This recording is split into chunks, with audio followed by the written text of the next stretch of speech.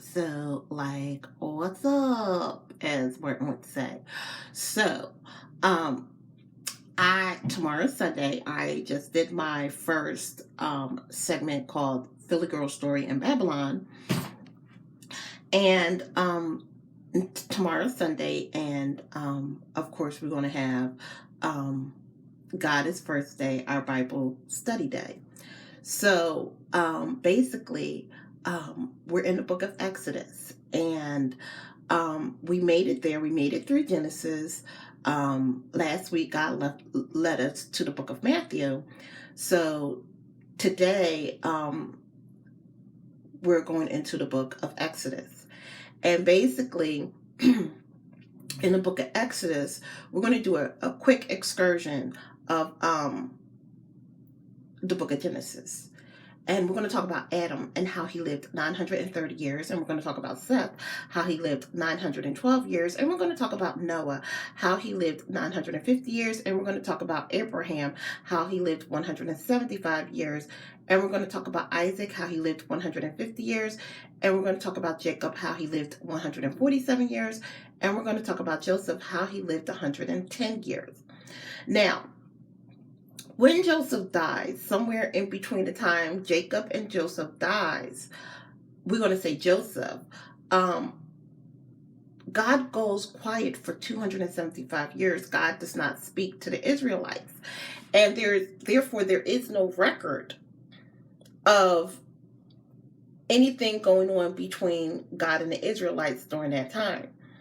And I think because there's nothing going on between God and the Israelites for 275 years, they don't keep a record of what goes on between them and the Egyptians. So we fast forward 225 years, and to give you an idea of what 225 years biblically is, you have to understand that Abraham lived for 930 years. Jacob lived for 147 years. Joseph lived for 110 years. Jacob was Joseph's father. And Jacob lived in the land of Egypt after Joseph was sold into slavery. So ideally, if you combine Jacob and Joseph's age together, you get 257 years that with them two being being added together on this earth, them both living on this earth. So you get 257 years.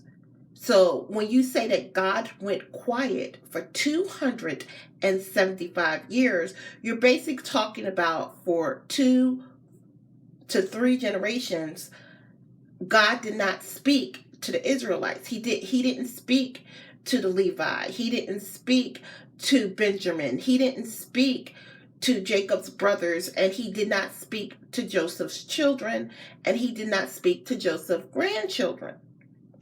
That's basically what this is saying. So we get into Exodus 4 generations, maybe 5 generations later, and the Pharaoh who knew Joseph, he's gone, he's dead. Joseph is dead. Possibly all the 12 original brothers are dead. So the only thing that's left, probably as a remnant or as a growth, is their grandchildren and their great-grandchildren and their great-great-grandchildren. And these 3 generations have grown from like maybe 100 people to 1,000 people to maybe some estimate to over 1 million people. So there's now an estimate of over 1 million Hebrews in Egypt, which is probably a larger percent than when Jacob's 12 brothers originally arrived. I mean, you have the 12 brothers, they probably had wives, they probably had children, they had livestock, so they probably brought maybe 100 people, maybe 200 people to Egypt when they first came. The new Pharaoh, he becomes really afraid of the Israelites because they have such a huge number that can rival the Egyptian throne.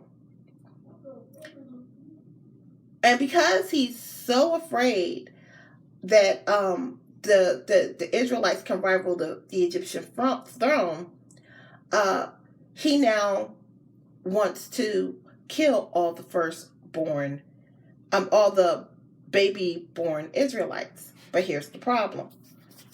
Well, here's his solution.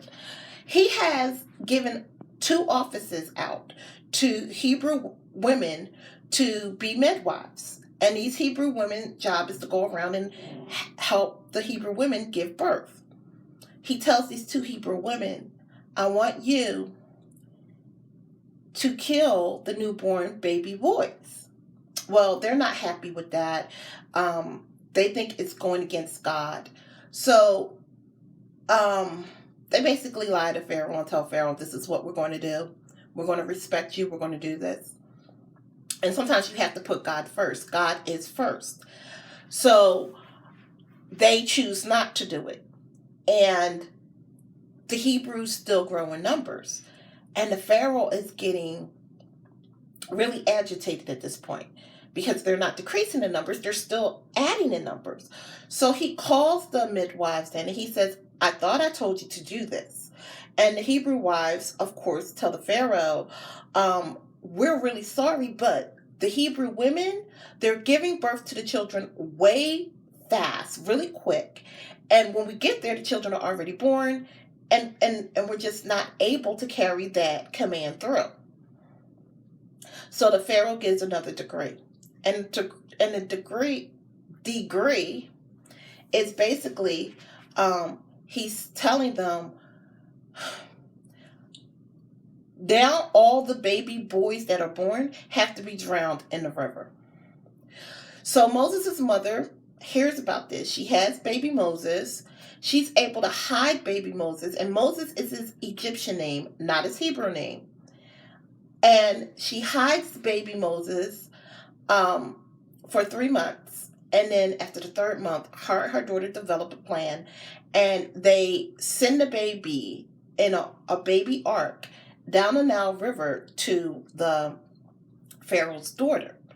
And the Pharaoh's daughter finds Moses, and she gives him the Egyptian name Moses. And she asks her father, can she keep the baby? And the father says yes. So Moses grows up in the house of Pharaoh. And I'm sure that growing up in the Pharaoh's house, he had a lot of advantage, but he was still a Hebrew. So when he became a man, they made him a shepherd. He got an easy job as a sheep herder. And so his job was to herd the sheep. And he would go out and he would go to his easy job, which is sheep herder, and he would watch the other Hebrews suffer. They would get hit with whips. They would have to do hard labor. And I guess this tugged at his heart. So he saw an Egyptian overseer whipping a Hebrew slave, and he loses it, and he attacks the Egyptian overseer, whipping the Hebrew slave, and he kills the Egyptian overseer. He thinks nobody saw him, but somebody did see him.